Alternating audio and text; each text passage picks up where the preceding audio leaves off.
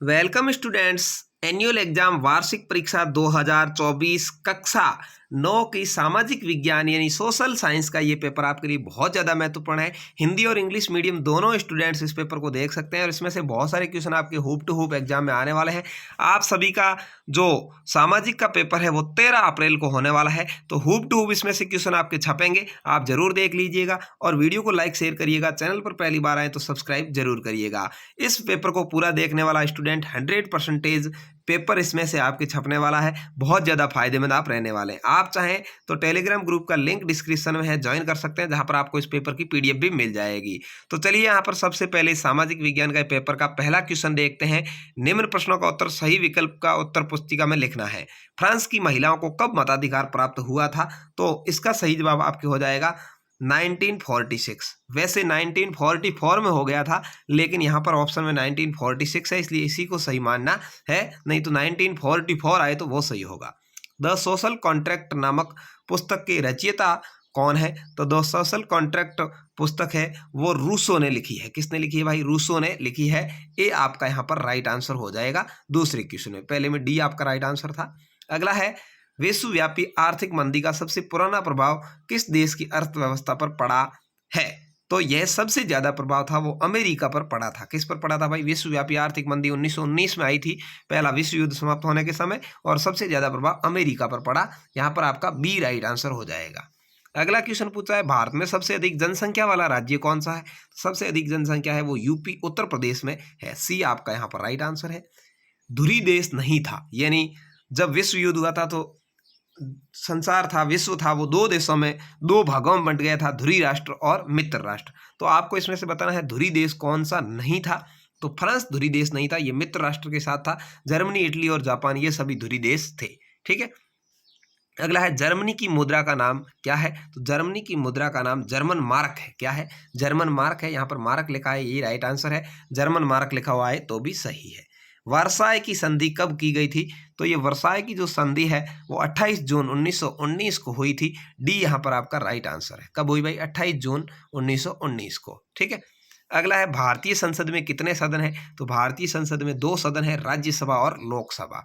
ठीक है। राज्यसभा स्थायी सदन है जिसको उच्च सदन भी कहते हैं, और निम्न सदन लोकसभा है जो अस्थायी सदन है।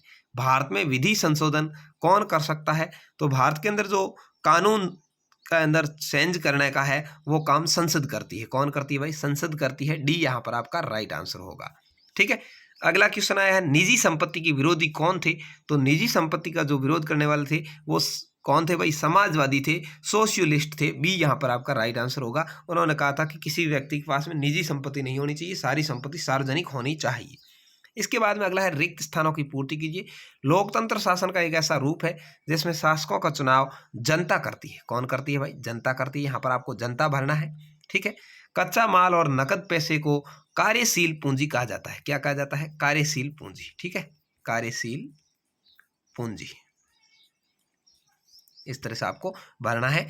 कच्चा माल और नकद पैसों को कार्यशील पूंजी कहते हैं। अगला है वह भूभाग जो 3 तरफ समुद्र से घिरा हो प्रायद्वीप कहलाता है। क्या कहलाता है? प्रायद्वीप कहलाता है। भारत एक प्रायद्वीप का उदाहरण है। प्रायद्वीप। ठीक है।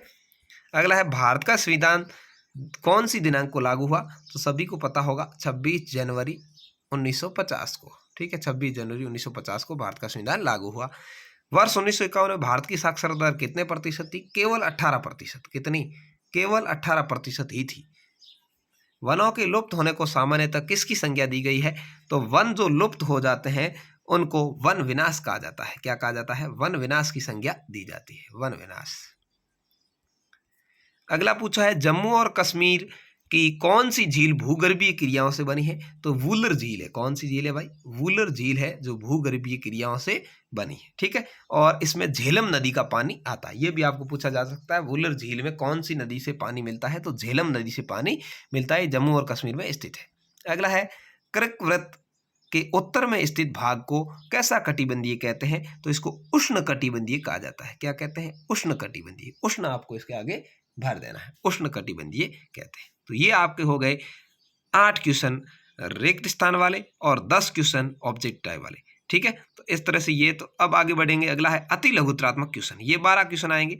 ऐसे 2 देशों के नाम लिखिए जहां बहुदलीय चुनाव होते हैं, यानी जिसमें एक से ज्यादा दल चुनाव में भाग ले सकते हैं। तो सबसे बढ़िया उदाहरण इसका कौन हो जाएगा? भारत, इसके अंदर बहुत सारे दल भाग लेते हैं।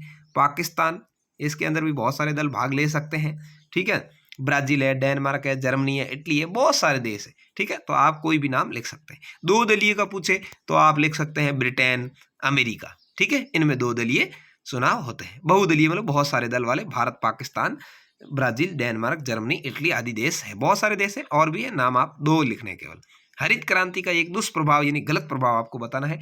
तो हरित क्रांति से क्या हुआ? क्षेत्र और फार्मों की श्रेणियों के कृषि विकास में असमानता पैदा हो गई थी। क्या है? हरित क्रांति से क्या हुआ था भाई? क्षेत्रों और फार्मों की श्रेणियों के कृषि विकास में असमानता पैदा की थी। अगला है भारतीय संविधान की आत्मा किसे कहते हैं? तो प्रस्तावना को भारतीय संविधान की आत्मा कहा जाता है। प्रस्तावना। ठीक है, तो प्रस्तावना इस तीसरे क्वेश्चन का उत्तर हो जाएगा। अगला है जल विभाजक से क्या तात्पर्य है?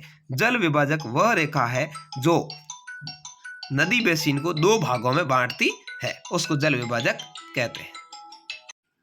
अगला है प्रथम वन अधिनियम कब लागू हुआ? तो प्रथम वन अधिनियम है वो 1927 में लागू हुआ था। कब भाई? 1927 में, भारत के आजाद होने से पहले ही लागू हो गया था। तृतीय क्षेत्र में शामिल आर्थिक क्रियाओं का संक्षेप वर्णन करना है। तो प्राथमिक क्षेत्र में आपको पता है कृषि वगैरह आते हैं। ठीक है, इस तरह से द्वितीय क्षेत्र के अंदर पशुपालन वगैरह ये आएंगे। ठीक है, तो द्वितीय के अंदर उद्योग वगैरह ये आ जाएंगे। तो तृतीय के अंदर कौन कौन से आते हैं वो आपको लिखना है। ठीक है, तृतीय क्षेत्र में शामिल आर्थिक क्रियाएं लिखनी है। तो इसमें आता है व्यापार, वाणिज्य जिसको कह सकते हैं आप, वाणिज्य यानी व्यापार। ठीक है, परिवहन, परिवहन के जो साधन है वो तृतीयक में आते हैं, यानी जिससे नकद पैसा बनता हो वो तृतीयक में आएंगे। स्वास्थ्य सेवाएं, ठीक है, ऐसे आप लिख सकते हैं। स्वास्थ्य सेवाएं, बैंकिंग, ठीक है ना, बैंक से संबंधित काम है वो, ये सभी तृतीयक में आते हैं। ठीक है, अगला है विश्व का सबसे बड़ा नदी द्वीप कौन सा है? बहुत ही महत्वपूर्ण क्वेश्चन है, वेरी इंपॉर्टेंट क्वेश्चन ही है आपका। विश्व का सबसे बड़ा नदी द्वीप है वो माजुली नदी द्वीप है। कौन सा है? माजुली है। ये असम, भारत के अंदर ही है, असम राज्य के अंदर, और ब्रह्मपुत्र नदी पर बना हुआ है। कौन सी नदी पर भाई? ब्रह्मपुत्र नदी पर। ब्रह्मपुत्र यानी विश्व का सबसे बड़ा नदी द्वीप है वो माजुली नदी द्वीप है, असम में है और ब्रह्मपुत्र नदी पर बना हुआ है। अगला है भारत में कौन से सामाजिक समूह निर्धनता के प्रति सर्वाधिक असुरक्षित है? यानी कौन से ऐसे सामाजिक समूह है जिसमें गरीबी के प्रति ये सर्वाधिक असुरक्षित है, इनकी स्थिति बहुत ज्यादा गरीब है। मेला ढोने वाले, कूड़ा उठाने वाले, झुग्गी में रहने वाले, सफाई कर्मचारी, ठीक है ना, इनकी स्थिति बहुत ज्यादा निर्धनता इनमें है। ठीक है, और इसके अलावा एकल अभिभावक, एकल अभिभावक का मतलब जिनके कोई संतान वगैरह नहीं है, ऐसे अभिभावक भी है, वो बुढ़े हो गए हैं तो गरीबी के अंदर जीवन यापन करते हैं। तो इस तरह से ये है। अगला है भारत में निर्धनता के कोई 2 प्रमुख कारण लिखिए, यानी भारत में गरीबी क्यों है? तो उसका मुख्य कारण है अशिक्षा। क्या है मुख्य कारण गरीबी का? अशिक्षा है। अत्यधिक जनसंख्या, ठीक है ना, क्योंकि गरीब होगा वो ज्यादा से ज्यादा जनसंख्या वृद्धि करेगा, उसके बहुत सारे बच्चे हो जाएंगे। देश का अल्प विकास, आय और व्यय का असमान वितरण, ये सभी कारण है। अगला है चुनाव का मुख्य उद्देश्य क्या है? तो चुनाव का मुख्य उद्देश्य है प्रतिनिधियों को चुनना। क्या है? चुनाव का मुख्य उद्देश्य है प्रतिनिधि चुनना है भाई। ठीक है, प्रतिनिधि चुनना, प्रतिनिधि चुनना है। ठीक है, प्रतिनिधि चुनना आप लिख देंगे इस तरह से। उपचुनाव क्या है? उपचुनाव मुख्य चुनाव के बाद में होने वाला चुनाव है। ये किसी जो प्रतिनिधि है उसके मृत्यु हो जाने अथवा त्याग पत्र दे देने पर करवाया जाता है। पश्चिमी चक्रवाती विक्षोभ क्या है? सर्दियों के मौसम में होने वाली अचानक वर्षा पश्चिमी चक्रवाती विक्षोभ कहलाती है। तो ये आपके क्वेश्चन हो गए, 12 क्वेश्चन थे जो अति लघुत्रात्मक थे। अब आपके खंड ब आता है, लघुत्रात्मक क्वेश्चन पूछे हैं। मासाई समुदाय के चारागाह उनसे क्यों छीन ली गई, कारण बताएं। निम्न पर संक्षिप्त टिप्पणी, ये आप सभी के लिए मोस्ट इंपॉर्टेंट क्वेश्चन है, मैं आपको बता देता हूं, आपको इनको हल कर लेना है और 13 अप्रैल की परीक्षा में आपके हुबहू मिलने वाले हैं। निम्न पर संक्षिप्त टिप्पणी की राई का समुदाय और गुर्जर बकरवाल पर। निम्नलिखित में अंतर बताइए। उष्ण कटिबंधीय वर्षावन और उष्ण कटिबंधीय पर्णपाती वन। वनस्पति जगत और प्राणी जगत में अंतर बताइए। उष्ण कटिबंधीय सदाबहार वनों की प्रमुख विशेषता लिखिए। राजनीतिक संस्थाओं की आवश्यकता क्यों है? स्वतंत्र और निष्पक्ष न्यायपालिका से क्या तात्पर्य? यदि न्यायालय स्वतंत्र और निष्पक्ष नहीं हो तो क्या होगा? भारतीय संविधान द्वारा नागरिकों को प्रदान किए गए संवैधानिक उपचार का अधिकार क्या सार्थकता लिखिए। राष्ट्रीय मानवाधिकार आयोग के प्रमुख कार्य बताइए। सार्वजनिक वितरण प्रणाली क्या है? भारत में खाद्य सुरक्षा कैसे सुनिश्चित की जाती है? 14 है, क्या आप मानते हैं कि हरित क्रांति ने भारत में खाद्यान्न से आत्मनिर्भर बना दिया और कैसे? 15 है, संक्षिप्त टिप्पणी लिखनी है बफर स्टॉक और न्यूनतम समर्थित मूल्य कीमत पर। उसके बाद में खंड 6 आएगा, दीर्घ उत्तर वाले बड़े बड़े क्वेश्चन आएंगे। भारत की भूमि की भौगोलिक विशेषता समझाइए। लोकसभा राज्यसभा में अधिक शक्तिशाली कौन होती है? अंतर लिखिए, 3 अंतर। 1917 में ईस्वी में वार का शासन क्यों खत्म हो गया था, ये लिखिए। वॉल्शेविक ने अक्टूबर क्रांति के तत्काल पश्चात कौन कौन से प्रमुख परिवर्तन किए, लिखिए। फ्रांसीसी क्रांति के पश्चात यूरोप के किस तरह के विचारों का उदय हुआ, किस तरह के बदलाव चाहते थे। उसके बाद में खंड 2 आया है, निबंधात्मक प्रश्न आए।